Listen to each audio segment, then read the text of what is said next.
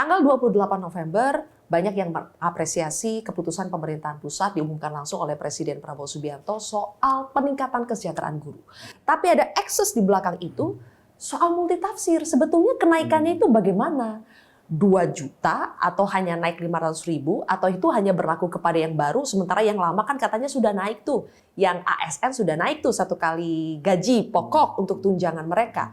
Jadi masih ada kesimpang siuran yang sepertinya harus ditegaskan lagi oleh Prof. Mukti dalam kesempatan. Iya betul. Jadi begini, guru yang sebelum diumumkan Pak Presiden itu tunjangan sertifikasinya 1,5 juta.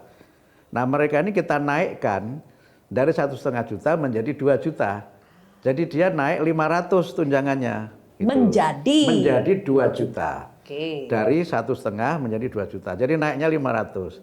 Nah yang diumumkan Pak Presiden itu yang dia langsung dapat tunjangan 2 juta. Jadi akhirnya sama mereka ini. Yang sebelum diumumkan Pak Presiden itu juga menjadi 2 juta. Karena mereka 1,5 ditambah 500 jadi 2 juta. Kemudian yang diumumkan setelah Pak Presiden itu juga langsung 2 juta. Langsung 2 juta, mereka tidak start dari 1,5 ya. Itu yang mungkin juta. Masyarakat bingung. Jadi sebenarnya akhirnya yang non ASN ini tunjangannya sama-sama 2 juta. Sebab kalau yang lama nggak dinaikkan, yang baru langsung naik, mesti akan menimbulkan masalah. Kami ini bekerja lebih lama kok malah tunjangannya lebih sedikit daripada yang baru. Nah situlah kemudian kita menaikkan yang sebelumnya 1,5 menjadi 2 juta, yang baru langsung 2 juta, supaya apa? Supaya fair, supaya adil. Nah, sehingga sebenarnya tidak ada masalah, gitu kan? Tidak ada masalah dalam konteks itu. Berarti pertanyaan berikutnya begini, Prof. Ada juga yang mengira bahwa ini berlaku untuk semua guru dari ASN, P3K, kemudian non-ASN, baik yang bersertifikasi maupun yang belum bersertifikasi. Penekanannya di sini semuanya harus bersertifikasi terlebih dahulu. Iya, iya. Karena kalau yang belum bersertifikasi itu memang belum dapat tunjangan. Nah, tapi yang belum dapat sertifikasi, yang guru non-ASN, itu yang diumumkan Pak Presiden juga akan mendapatkan bantuan dalam bentuk cash transfer. Nah, sekarang jumlahnya belum bisa kita sebutkan, baik jumlah penerimanya maupun berapa nominalnya belum kita sebutkan karena masih dalam proses verifikasi oleh BPS. Ini yang honorer belum bersertifikasi. Ya. Akan dapat bantuan. Akan dapat. Itu juga diumumkan Pak Presiden. Nah, sekarang memang belum karena masih kita verifikasi datanya dengan BPS. Begitu nanti datanya keluar dari BPS, maka kita akan direct transfer kepada guru-guru yang masuk kategori ini. Honorer yang memang belum dapat sertifikasi. Iya, karena bukan rahasia umum, Pak, untuk bisa mendapatkan sertifikasi itu panjang sekali perjalanannya dan penuh lika-liku. Saya suka dengar cerita bahwa banyak juga hambatan yang diciptakan, sengaja diciptakan. Dan mereka justru harus mengeluarkan ekstra, mau itu ekstra uang, ekstra tenaga untuk bisa mendapatkan jatah sertifikasi itu. Bagaimana menertibkan yang seperti itu, Pak? Ya, prosesnya begini. Sertifikasi itu sekali lagi dimulai dari pemenuhan D4 atau S1-nya dulu. Nah, yang kedua nanti kemudian dilihat masa kerjanya. Tetapi jangan lupa teknisnya itu tidak sepenuhnya berada pada kami. Itu lagi-lagi karena tadi berkait dengan pihak-pihak lain ya. Nah, tetapi kami menentukan kuota. Jadi 2024 kemarin yang diumumkan Pak Presiden itu kan 600.650. Nah, nanti 2025 itu kita akan ada 806.400 sekian yang sertifikasi. Jadi bertahap kita akan tuntaskan guru-guru ini supaya semuanya dapat sertifikasi. Nah, tetapi itu pun juga belum bisa tuntas. Kenapa belum bisa tuntas? Karena dalam data kami sekarang itu masih ada 249.000 sekian guru yang belum D4 atau S1. Sehingga disitulah kemudian kami juga umumkan untuk memberi bantuan pendidikan bagi 249.000 guru itu tentu secara bertahap. Sekarang kami dalam proses pertama melakukan verifikasi. Karena sebagian guru yang belum S1 atau D4 itu mungkin dia sudah D2. Kan banyak dulu guru-guru yang penyetaraan D2. Mungkin juga guru yang D3, sudah D3. Atau ada yang D1, atau ada yang memang baru lulus SLTA.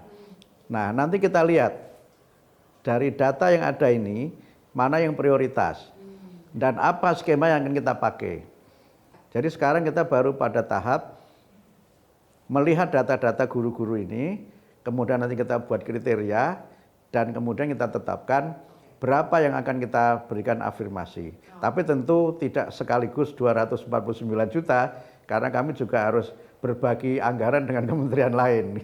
Jumlahnya 249.000 ya Pak orang? Sekian ya. Okay. Dan itu pun ketika kemarin ada peningkatan tunjangan guru sertifikasi, kami dapat rapat kabinet itu ada salah seorang menteri yang bisik-bisik ke saya, ini banyak yang nanya ke saya, ini yang lain kok nggak dapat, hanya guru saja. Oh, profesi lain maksudnya Prof? Profesi lain kok nggak dapat, kok hanya guru saja gitu. Ini kan juga sesuatu yang jelas ada efek psikologisnya dan juga mesti ada efek politiknya menyangkut anggaran kan gitu. Sebetulnya sudah ada kemajuan ya Prof ketika kuota saja, persoalan kuota sertifikasi.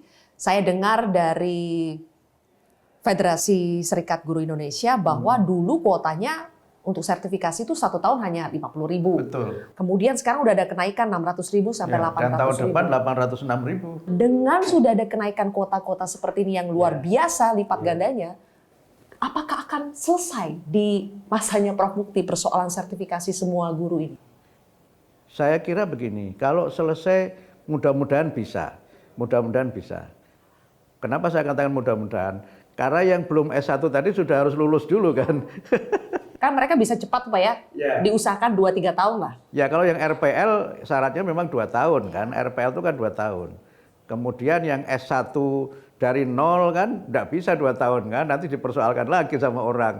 Ini kok bisa S1 2 tahun, ini memang ini beneran, kan nggak boleh begitu kan. Akal-akalan jangan-jangan misalnya ya. kan. Okay. Jadi kita juga tidak mau karena mengejar percepatan itu terus melanggar aturan dan mengabaikan mutu.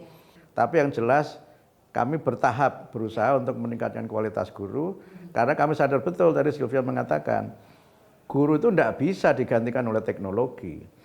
Orang bisa pakai ChatGPT, pakai AI, pakai pendekatan macam-macam. Guru itu tidak bisa digantikan oleh teknologi, sehingga memang peningkatan kualitas guru itu menjadi syarat penting untuk pembelajaran yang berkualitas. Kalau gurunya berkualitas, maka pembelajaran akan berkualitas. Nah, kualitas itu tentu perlu didukung oleh kesejahteraan. Tetapi juga harus kita sadari, kesejahteraan juga tidak segala-galanya. Mohon maaf, misalnya dulu ketika ada sertifikasi guru, itu kan pendapatan guru meningkat. Harapannya semangat guru mengajar juga meningkat, semangat untuk berusaha memberikan pelayanan yang terbaik juga meningkat. Kenyataannya kan belum sepenuhnya seperti itu. Sehingga harus ada kemudian indikator-indikator yang menjadi dalam tanda petik tagihan. Kamu kinerjanya seperti apa? Nah karena itu Sylvia ini juga terobosan baru, saya baru bicara ke Metro ini. Itu guru selama ini itu kan hanya dibebani mengajar 24 jam seminggu. Jadi dia full hanya ngajar saja. Mau ada murid, mohon maaf misalnya melakukan perbuatan-perbuatan kekerasan apa itu kan bukan urusan saya, itu kan urusan guru BK. Nah di periode saya ini baru saja kita luncurkan program yang pelaporan kinerja guru itu tidak hanya dari mengajar. Ada 4 komponen yang nanti bisa menjadi bagian dari pemenuhan 24 jam itu. Pertama dari mengajar di kelas sesuai dengan jam pelajaran dan mata pelajarannya. Yang kedua adalah membimbing murid. Membimbing murid, jadi tidak boleh guru itu cuek bebek ketika ada muridnya bermasalah. Jadi nanti mendampingi dan membimbing murid ini kita hitung sebagai jam tatap muka. Jadi bukan tugas guru BP saja ya? Bukan, karena nggak cukup guru BP itu. Guru BP itu kan rasionya kalau nggak salah 1 dibanding 250. Satu orang guru BP untuk 250 murid, nggak mungkin itu. Yang ketiga, keaktifan di masyarakat. Jadi kegiatan guru di masyarakat juga kita hitung nanti sebagai jam tatap muka. Termasuk partisipasi guru dalam kegiatan-kegiatan di sekolah. Dengan cara seperti itu, maka tuntutan undang-undang guru dan dosen yang disebut dengan 5M itu bisa terpenuhi sehingga guru tidak hanya sekedar mengajar, tapi juga harus membimbing, mendampingi murid, mengembangkan bakat minat, terlibat dalam kegiatan di masyarakat dan juga terlibat dalam kegiatan di sekolah. Jadi harus ada tagihannya. Nah, jangan Gitu. cuma kesejahteraannya naik Ya, gitu ya ada Pak. orang bilang kan nggak ada makan siang gratis kan.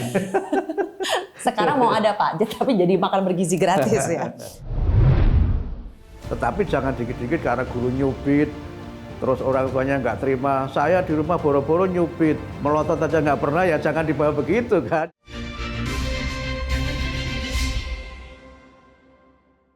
Jelajahi cara baru mendapatkan informasi. Download Metro TV Extend sekarang.